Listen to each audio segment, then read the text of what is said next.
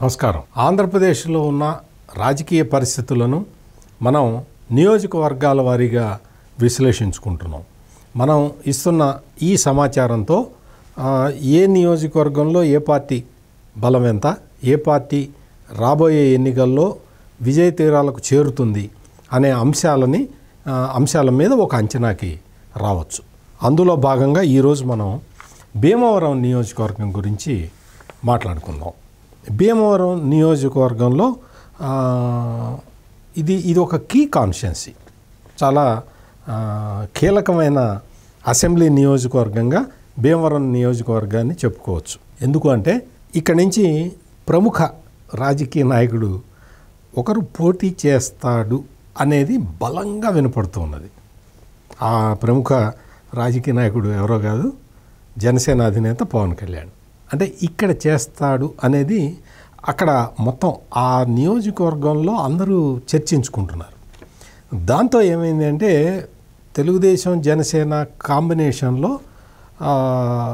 ఒక రకమైన కొత్త ఉత్సాహం కనపడుతున్నది మొత్తం భీమవరం నియోజకవర్గంలో. ఈ కాంబినేషను అంటే పవన్ కళ్యాణ్ అక్కడి నుంచి పోటీ చేస్తారా లేదా అనేది ఇంకా క్లారిటీ లేదు. కానీ అక్కడ స్థానికంగా మాత్రం పవన్ కళ్యాణ్ పోటీ చేస్తాడు అన్న ఒక వార్త మాత్రం ప్రతి ఒక్కరూ చర్చించుకుంటూ ఉన్నారు. దాంతో భీమవరం నియోజకవర్గంలో ఒక రకమైన తెలుగుదేశం జనసేన కార్యకర్తల్లో ఒక రకమైన కొత్త ఉత్సాహం తొంగి చూస్తూ ఉన్నది. ఇక్కడ అసలు మొదటి నుంచి కూడా భీమవరం నియోజకవర్గంలో 16 సార్లు ఎన్నికలు జరిగితే 10 సార్లు తెలుగుదేశం గెలిచింది. అంటే తెలుగుదేశం పార్టీకి ఇది కంచు కోటలాగా ఉండేది. అటువంటి భీమవరం నియోజకవర్గంలో కొన్ని పరిణామాలు జరగటం వల్ల తెలుగుదేశం పార్టీ క్రమంగా పట్టుకోల్పోయింది. అయితే ఇక్కడ మొత్తం తెలుగుదేశం పార్టీ మళ్ళీ బలం పుంజుకోవటానికి రకరకాల స్ట్రాటజీస్ వేసింది. ప్రస్తుతానికైతే తెలుగుదేశం పార్టీ చాలా బలమైన స్థానానికి వచ్చి ఉన్నది. ఇక్కడ వైఎస్ఆర్ కాంగ్రెస్ పార్టీ తరఫున గ్రంథి శ్రీనివాసు సిట్టింగ్ ఎమ్మెల్యేగా ఉన్నాడు. గ్రంథి శ్రీనివాసు మీద పూర్తిగా వ్యతిరేకత ఉంది. నియోజకవర్గంలో ఎక్కడ చూసినా కానీ ఈయన గురించి వ్యతిరేకంగానే మాట్లాడుకుంటున్నారు. గ్రంథి శ్రీనివాసు రాజకీయంగా విఫలమైపోయాడు అక్కడున్న పరిస్థితుల్లో. తెలుగుదేశం పార్టీ అంటే గ్రంథి శ్రీనివాస్ ఎప్పుడైతే విఫలమైపోయాడో అప్పుడు ఆటోమేటిక్గా తెలుగుదేశం ఓట్ బ్యాంక్ మళ్ళీ రీగెయిన్ చేసుకుంది. తెలుగుదేశం చాలా స్ట్రాంగ్ సిచ్యుయేషన్లోకి వచ్చి ఉన్నది. భీమవరం నియోజకవర్గంలో జనసేన పార్టీ కూడా చాలా అంటే వాళ్ళ కార్యక్రమాలు కూడా చాలా భారీ ఎత్తున చేసుకొని జనసేన కార్యకర్తలు కూడా బలంగా ఉన్నారు. ఇక్కడ ఇంకొక ముఖ్య విషయం ఏంటంటే తెలుగుదేశం జనసేన నాయకుల మధ్య పూర్తి సమన్వయం ఉన్నది ఇక్కడ. అందువల్ల పార్టీ నుంచి ఏ పార్టీకి సీట్ ఇచ్చినా, ఏ పార్టీ అభ్యర్థి సీటు తెచ్చుకున్నా కానీ ఇక్కడ అందరూ కలిసి పనిచేసే పరిస్థితులే కనపడుతూ ఉన్నాయి. అంటే ముందర అనుకున్నట్టు మనం పవన్ కళ్యాణ్ ఇక్కడి నుంచి పోటీ చేయకపోతే, పవన్ కళ్యాణ్ ఈ స్థానం నుంచి పోటీ చెయ్యని పక్షంలో ఇక్కడ జనసేన నుంచి కొటికెలపూడి గోవిందరావు, తెలుగుదేశం పార్టీ నుంచి తోట సీతారామలక్ష్మి, పులపర్తి ఆంజనేయులు వీళ్ళు రంగంలో ఉన్నారు. ఈ ముగ్గురు కూడా వాళ్ళ కేడర్ని వాళ్ళు సమాయత్తం చేసుకుంటూ ఉన్నారు. ఈ సీటు తెలుగుదేశానికి వచ్చినా లేదు జనసేనకి వెళ్ళినా కానీ ఒక సానుకూల వాతావరణంలోనే ఉన్నది కాబట్టి మొత్తం రెండు పార్టీలు కూడా కలిసి పనిచేయడానికి ఎటువంటి అడ్డంకులు లేవు కాబట్టి ఈ సీటు అదేవిధంగా సిట్టింగ్ ఎమ్మెల్యే అంటే వైసీపీ లీడరు గ్రంథి శ్రీనివాస్కి పూర్తి వ్యతిరేకంగా ఉంది కాబట్టి ఇక్కడ ఏ కాంబినేషన్లో వచ్చినా కానీ తెలుగుదేశం జనసేన క్యాండిడేట్లు విజయం సాధించటం నల్లేరు మీద నడకలాగా కనపడుతున్నది.